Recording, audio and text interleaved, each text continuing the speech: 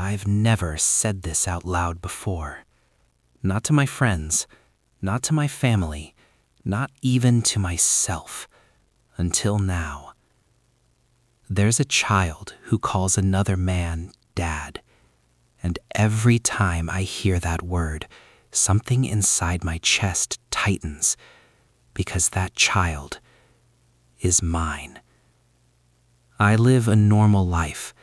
I go to work, I smile at neighbors, I laugh at jokes that aren't funny. But every night, when everything is quiet, this memory comes back. I remember the day I decided to disappear, not because I didn't care, but because I cared too much. People think disappearing is easy. They think it's selfish. They don't know what it feels like to believe your presence will destroy someone's future. This is the story of the moment I chose silence over love, and how that silence followed me for years. Years ago, my life was simple. I wasn't rich, I wasn't important, but I was happy in a quiet, ordinary way. I met her at a place people forget easily, a small cafe near a bus stop. She was reading a book she never finished. We talked, then talked again. Then suddenly, months had passed. There were no big promises, no dramatic love story, just two people sitting close enough to feel less alone. When she told me she was pregnant, she wasn't crying, she was calm. That scared me more than tears. I was scared too, but I nodded. I said the right things. I'll be here, we'll figure it out. But inside, my mind was screaming. I was barely surviving myself. I had debt, no savings, no clear future, and suddenly, a human life depended on me. I didn't sleep that night, or the night after. I kept imagining a child looking at me one day, realizing I had nothing to offer. I didn't leave immediately. I stayed. I tried. But every day, fear grew louder than love. Then she told me something that changed everything. Her parents didn't approve of me. They wanted stability, a name, a future they could trust. And someone else was willing to give that.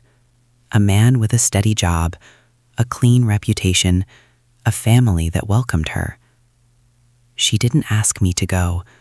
She just asked quietly, "What do you want to do?" I realized then my presence would become a problem. So I made the coward's decision and called it sacrifice. I told myself the child would be better without me, that love sometimes means leaving. I packed my things in silence. No dramatic goodbye, no last look. I disappeared. And I told myself I was doing the right thing. Years passed. Life moved forward, or at least it pretended to. Then one day, fate played a cruel joke. I moved to a new neighborhood for work. Quiet. Safe. On my second week there, I saw her. Older, stronger. And beside her, a child. My child. They lived next door. She didn't recognize me at first. I had changed. The child laughed, played in the yard, called another man Dad. And I stood there, smiling like a stranger. Every birthday, every laugh, I heard everything through thin walls. And every time, I reminded myself, this is the life you chose. One night, there was an accident. The child fell. Ambulance lights, panic. I stood frozen. At the hospital, I saw fear in her eyes, the same fear I once ran from. The child reached out, not to me, to the man who stayed. And I realized something painful. Love is not biology. Love is presence. That night, I almost spoke, almost told the truth, but I didn't.